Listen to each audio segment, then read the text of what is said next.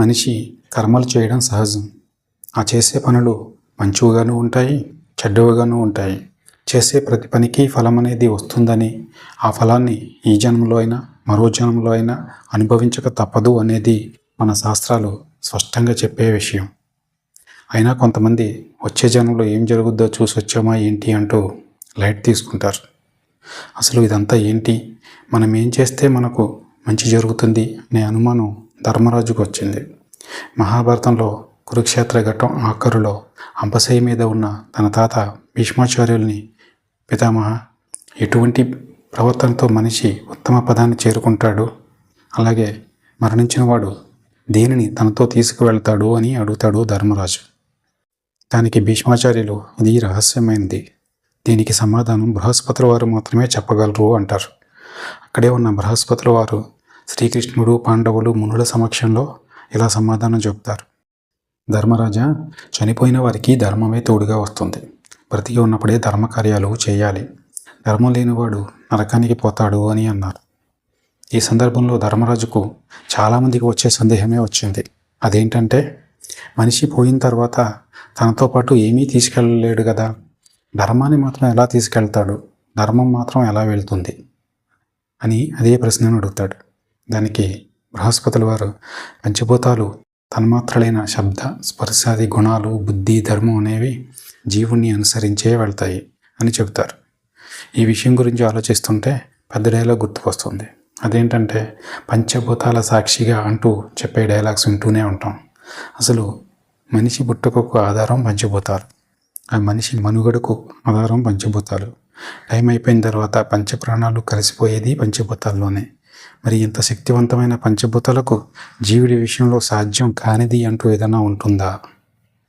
అసలు మన ఆధార్ నెంబర్ కొడితే మనకున్న ఆస్తులేంటి, బ్యాంకుల్లో ఉన్న అప్పులేంటి, స్టేషన్లో ఉన్న కేసులేంటి, అసలు పుట్టుపూర్వత్వాలన్నీ కూడా వచ్చేస్తున్నాయి. మరి ఈ పరమాత్మ శక్తికి సాధ్యమైనది ఏదన్నా ఉంటుందా? పరమాత్మకు ఏ జీవుడి మీద పక్షపాతం అన్నది ఉండదు. కర్మను అనుసరించే ఫలాలను ఇస్తాడు. విషయానికి వస్తే సమాజంలో కొంతమంది వ్యక్తులు ఉంటారు. ఎటువంటి వాడంటే, ప్రకృతి సంపదలను దోచుకునేవాడు, అధికారం కోసం ఎటువంటి దుష్టకార్యాలైనా చేయించగలిగేవాడు, హత్యలు చేయించగలిగేవాడు, అన్నింటికీ సాక్ష్యాలు ఉన్న అలాంటి వాడిని ఎవరూ ఏమీ చేయలేరు. చట్టాలు కూడా చూస్తూనే ఉంటాయి, కానీ అధికారాన్ని కూడా అతను అనుభవించగలుగుతాడు. ఘోరాలు చేస్తూనే ఉంటాడు. అటువంటి వాడికి అంత శక్తి ఎలా లభిస్తుందో కూడా మన శాస్త్రాలు స్పష్టంగా చెబుతున్నాయి. అదేమంటే, వాళ్లకు పూర్వపుణ్యం చాలా ఉంటుంది. అంటే అతడు గత జన్మలో చేసుకున్న పుణ్యం. ఆ పుణ్యం అంతా ఖర్చు అయిపోతే తప్ప వాడిని ఎవరూ ఏమీ చేయలేరు. మరి దీనికి పరిష్కారం లేదా అంటే, వాడు మహాపాపాలు చేసి ఉన్న పుణ్యం అంతా ఖర్చు పెట్టుకొని పోవాలంతే. సహజంగా ఇలాంటి వాళ్ళు నన్ను ఎవరూ ఏమీ చేయలేరు అనే అహంతో ఆ దేవుడికి అసలు పెట్టాలని చూస్తారు. అది చాలు అతడి పుణ్యం మొత్తం కరిగిపోవడానికి. అదే సంకేతం కూడా అతని కథ ముగింపు దశకు వచ్చిందని అనుకునేందుకు. ఏ కాలంలో అయినా లోకంలో దుష్టబుద్ధి ఉన్నవాడికి గల పూర్వపుణ్యమే పెద్ద సమస్య అవుతుంది అంటారు నారద మహర్షి. ఈ దుష్టుల సంగతి పక్కన పెడితే పుణ్యాత్ములు వాళ్ళ సంగతి వాళ్ళు చూసుకుంటారు. మరి పుణ్యం పాపం కూడా చేసిన వారి పరిస్థితి ఏంటి? వారి దోషాన్ని తొలగించుకునే మార్గం ఉందా అంటే, శ్రీమద్ భాగవతంలో 4 దోష నివారణ పద్ధతులు చెప్పబడ్డాయి. అవి గంగా స్నానం, భగవన్నామ స్మరణ, భూతదయ, నిష్కామ కర్మానుష్ఠానం.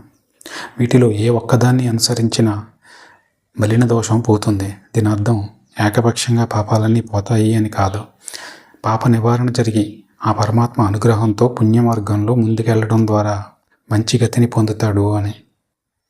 మనల్ని మనం ప్రశ్నించుకుంటే, మనం చేసే పనులు అపభూయిష్టంగా ఉంటున్నాయి అంటే మనం తిరోగమనంలో ఉన్నామని అర్థం. అంటే చక్కగా పూర్వపుణ్యాన్ని ఖర్చు పెట్టుకొని అనాశక్తితో నరకం వైపు పరిగెత్తడమే. లేదు, నేను మంచి పనులే చేస్తున్నాను అంటే మంచిగా స్వర్గం వైపు, ఆ పరమాత్మ వైపు ప్రయాణం సాగుతున్నట్టే. ఈ వీడియోపై మీ అభిప్రాయాన్ని కామెంట్ చేయండి. మరో వీడియోలో కలుద్దాం.